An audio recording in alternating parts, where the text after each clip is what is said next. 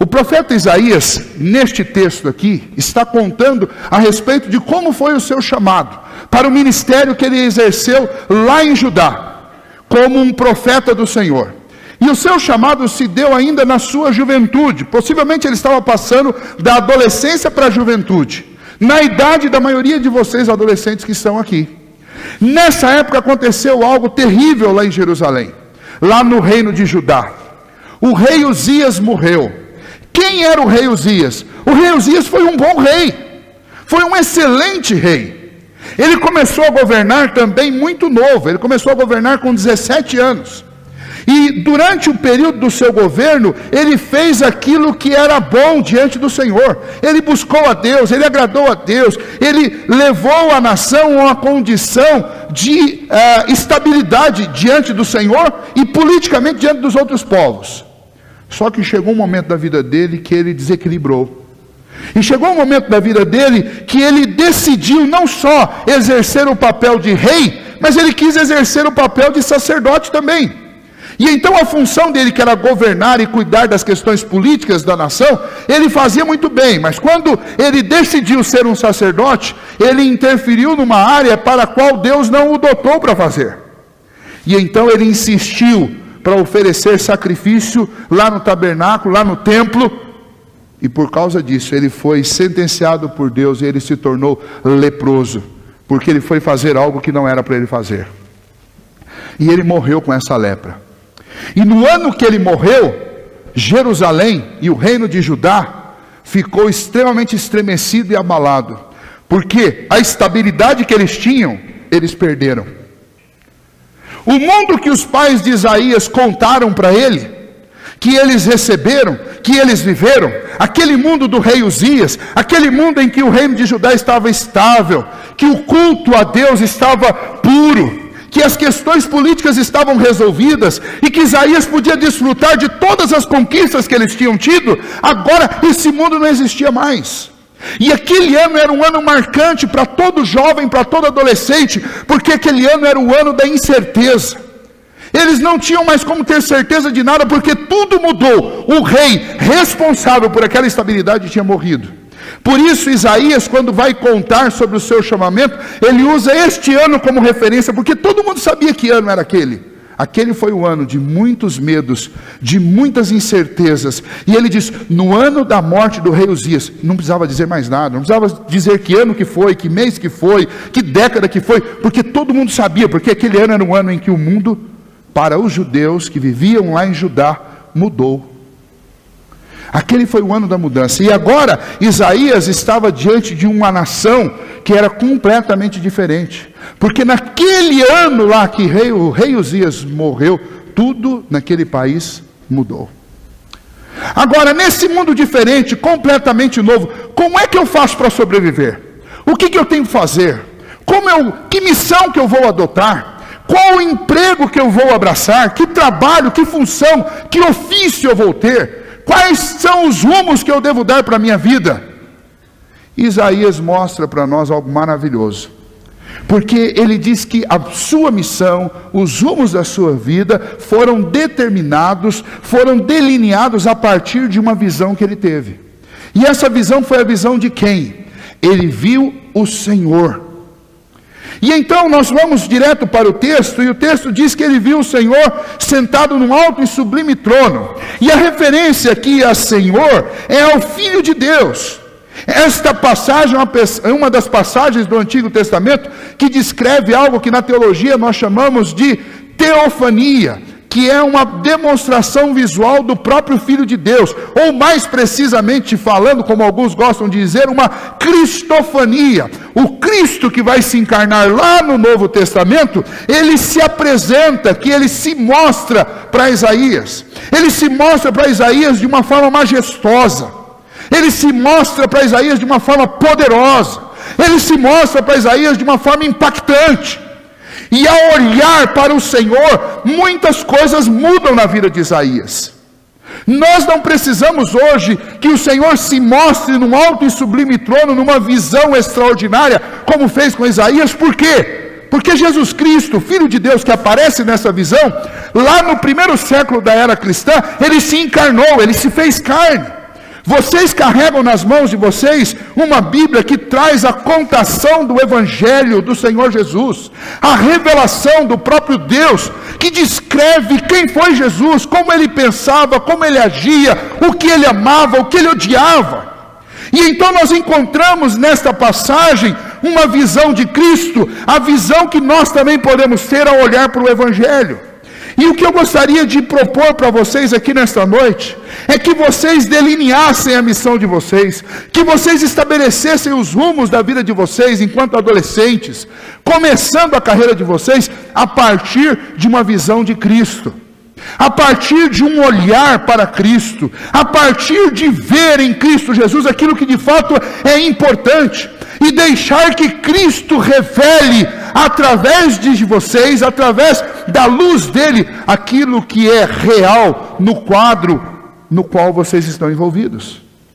Hoje pela manhã nós falamos da igreja de Laodiceia, e uma das características terríveis de Laodiceia é que Laodiceia era uma igreja de gente que achava que enxergava fundo, que enxergava profundamente, que tinha uma visão ampla, porque eles produziam um remédio, uma pomada chamado pó da frígia, e por causa disso ninguém na Ásia Menor enxergava melhor que eles. E Jesus diz para eles: vocês pensam que vocês veem, vocês são cegos. Cegos por quê? Porque a realidade a respeito de mim mesmo e do mundo no qual eu estou envolvido só pode ser percebida a partir do momento que eu olho para Cristo. Quando Cristo se revela a mim, quando eu enxergo Cristo, a sua majestade, o seu amor, os seus padrões, eu começo a ter uma visão real do que é o mundo e do que eu sou. Isaías vê o Senhor. Como ele descreve essa visão? Ele vê o Senhor sentado num trono, é a ideia de majestade, de governo. Em volta do Senhor ele vê serafins que voavam. Eles tinham 6 asas, com 2 eles cobriam o rosto, com 2 eles cobriam os pés, e com 2 voavam. E a ideia aí é que serafins, seres celestiais, santos, eles não querem mostrar o rosto nem os pés diante do Deus, Criador de todas as coisas, diante do Filho de Deus, Jesus Cristo, porque Ele é tão santo e tão majestoso, que nenhuma criatura que foi criada neste universo ou fora dele, é digno de mostrar o rosto diante dele, tamanha a sua santidade. Então, ao olhar para Jesus, o que aconteceu com Isaías? Isaías teve uma visão a respeito de si mesmo.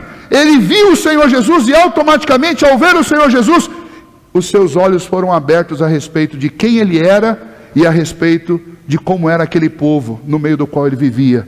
E então ele diz: ai de mim, por que ai de mim? Porque eu estou perdido, é o que ele diz no versículo 5.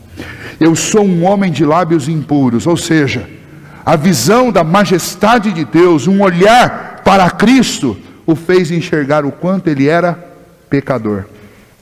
Mas mais do que isso, eu estou habitando no meio de um povo de impuros lábios. O mundo no qual eu vivo é um mundo de pecadores. E para piorar, eu vi o Senhor. Os serafins tampam o rosto diante dele, mas eu olhei.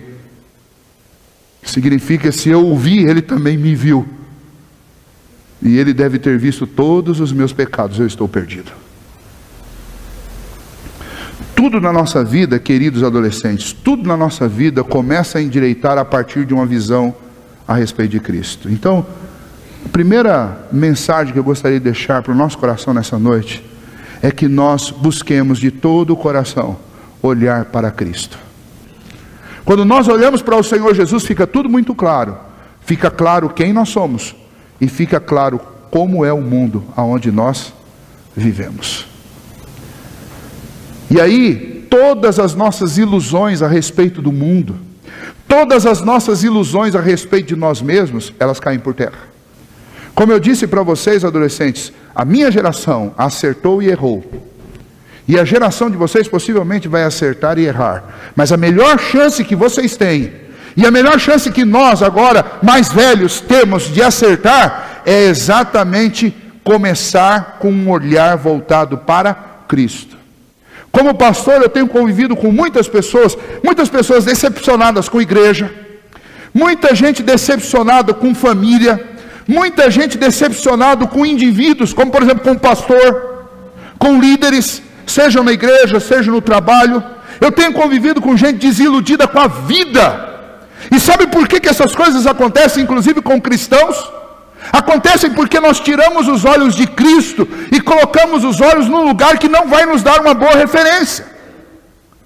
É somente a partir de um olhar para Cristo que nós podemos realmente ter uma visão do que é real, do que é verdadeiro. Se você está chateado com um pastor, se você está chateado com uma igreja, se você está chateado com o seu marido, com a sua esposa, com seu pai, com seu filho, a minha mensagem, a minha sugestão, que é a sugestão da palavra de Deus para você, é que você tire os olhos deles e coloque os olhos em Cristo.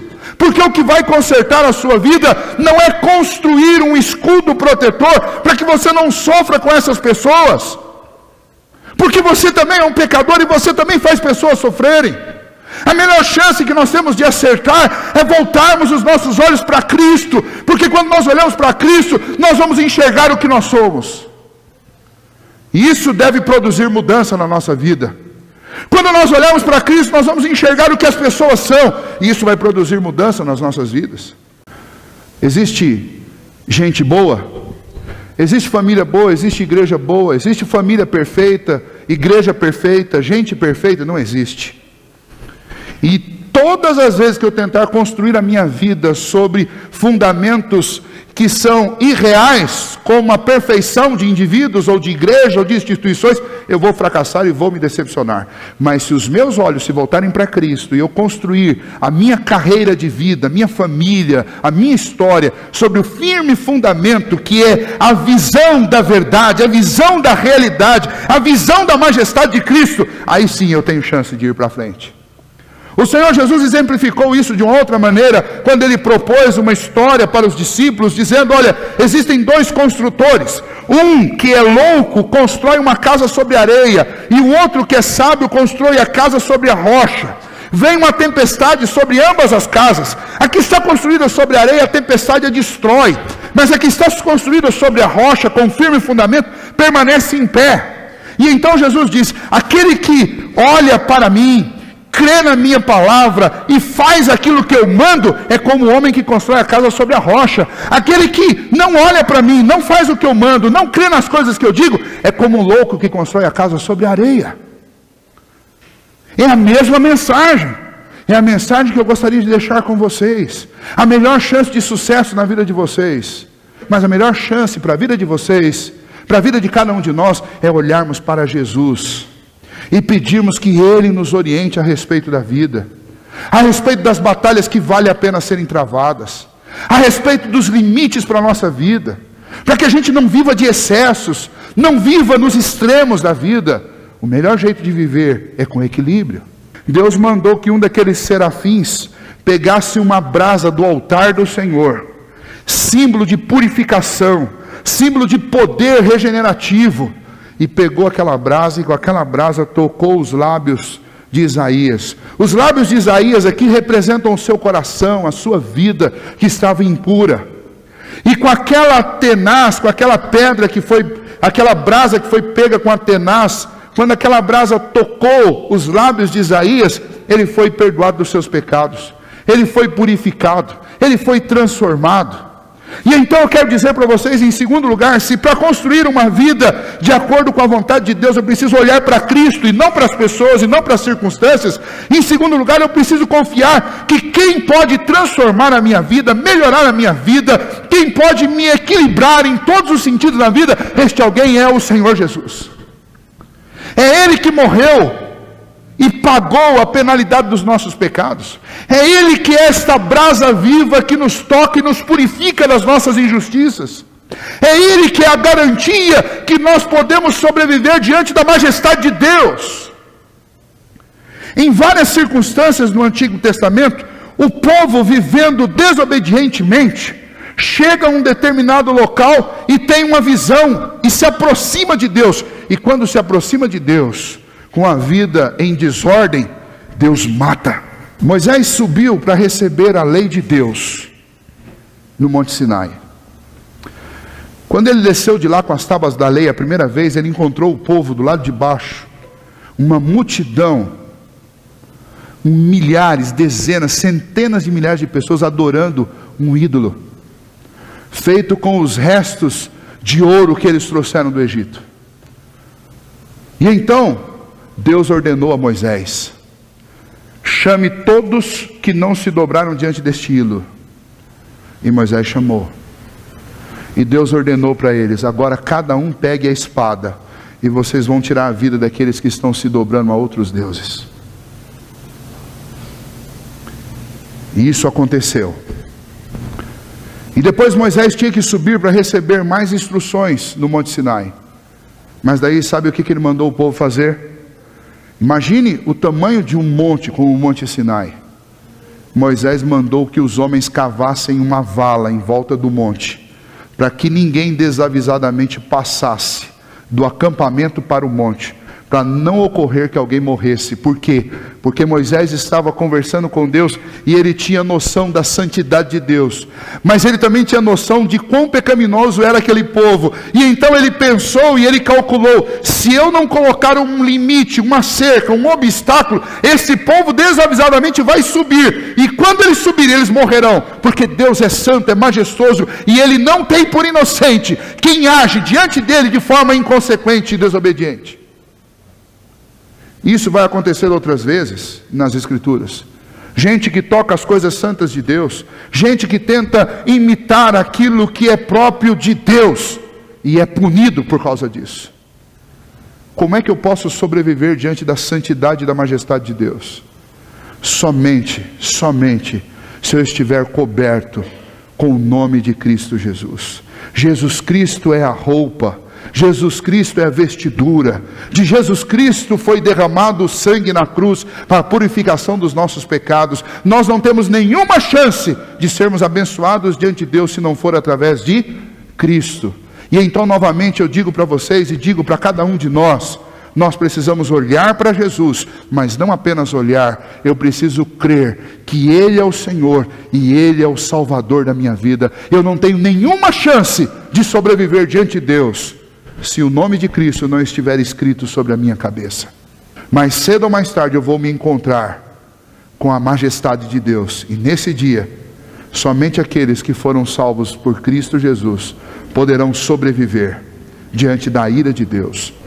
Isaías disse: eu estou perdido, porque os meus olhos viram o Senhor, e eu sou um homem de lábios impuros, e habito no meio de um povo de impuros lábios. Não há saída para o homem. Mas Deus promove uma saída para Isaías. Ele mesmo ordena um método para regenerar, para transformar a vida de Isaías, e o faz. Queridos adolescentes, Cristo é a única chance de salvação, é a única chance de nós podermos desfrutar de comunhão e paz com Deus. Amem a Cristo de todo o coração, vivam e sirvam ao Senhor Jesus de todo o coração. Dependam da graça e da misericórdia que é em Cristo Jesus, e não dos próprios méritos de vocês, porque diante de Deus a nossa justiça não passa de trapos imundos de lixo. A única coisa que tem valor diante de Deus é o próprio sangue do Cordeiro, é a justiça do seu próprio Filho Jesus Cristo. Depois que isso aconteceu com Isaías, o que aconteceu? Ele ouviu a voz do Senhor que dizia: a quem enviarei? Quem há de ir por nós? É como se Deus estivesse dizendo: eu preciso mandar uma mensagem para esta nação. Eu preciso contar para essa nação a respeito de qual é a minha vontade para eles. Eu preciso falar que eu posso transformar, regenerar e salvá-los. A esperança estava toda depositada em Uzias. Uzias morreu. Quem é o salvador desse povo? Deus está dizendo para Isaías: eu preciso que alguém vá dizer para eles quem é o Salvador.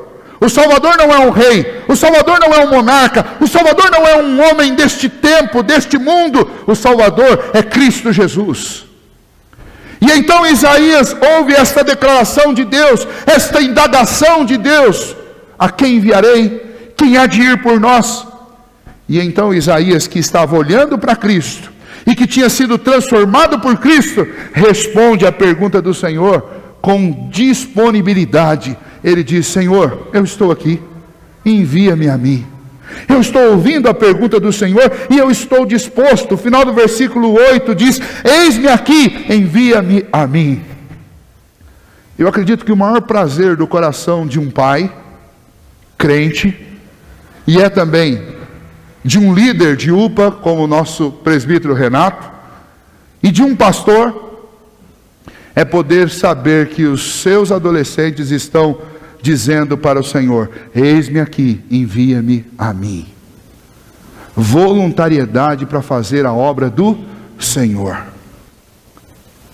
Eu sei que vocês têm muitas oportunidades na vida, mas nenhuma oportunidade se compara nem de longe com a oportunidade de dizer sim para a obra do Senhor Jesus.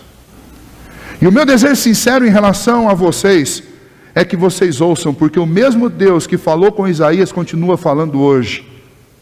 Quem enviarei? Quem há de ir por nós?